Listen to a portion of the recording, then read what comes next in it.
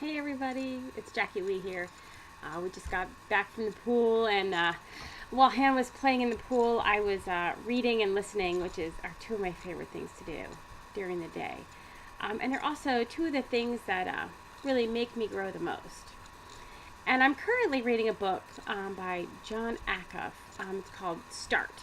Punch fear in the face, escape average, and do work that matters. It is an amazing book. It really, really is. If you've been watching my Facebook profile over the last couple days, you'll see that I've been posting quotes and really aha things I've gotten from this book, left and right, is when I'm reading. But while I was reading through this book, it got me thinking, and I really haven't shared this with anyone outside of our family yet. But just before I went to Denver last weekend, one of our close family members was actually diagnosed with cancer.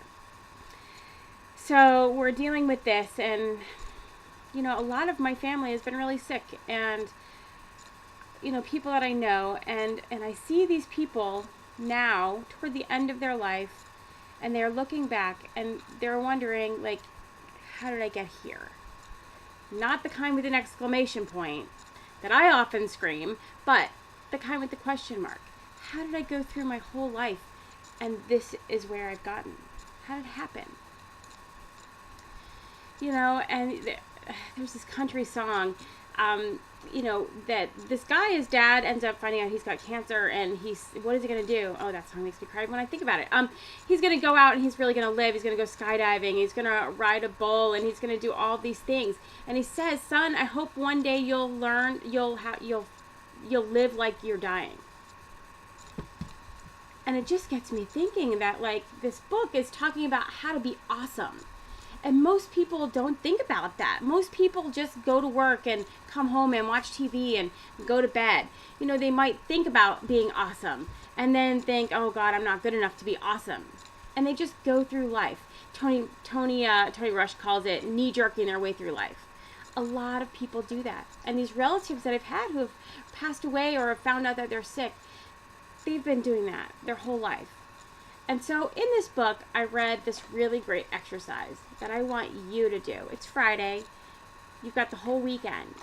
Take a half an hour, and I want you to sit down and do this exercise.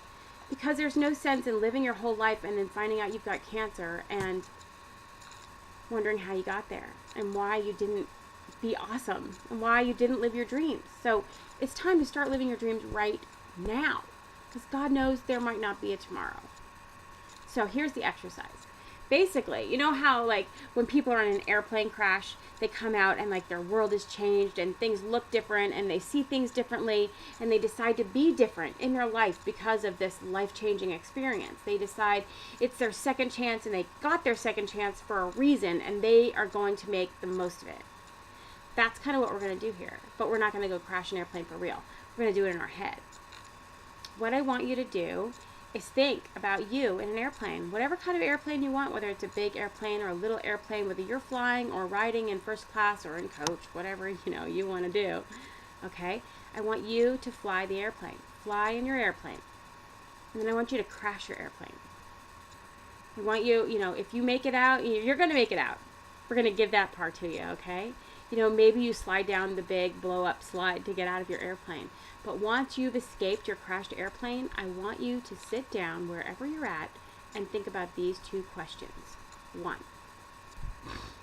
if I died today, what would I regret not being able to do?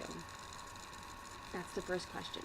If you died in that plane crash, what would you regret not being able to do in your life, with your life, for your life? Okay?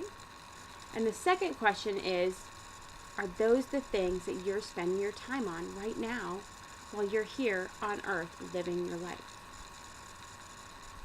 Are the things that you would regret not doing the things you're spending your time on?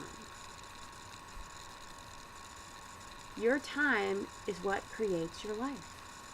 That's all we have. Days and minutes and hours, those small pieces of time are what create our life, and it's how we decide to spend our time that create awesome or create average.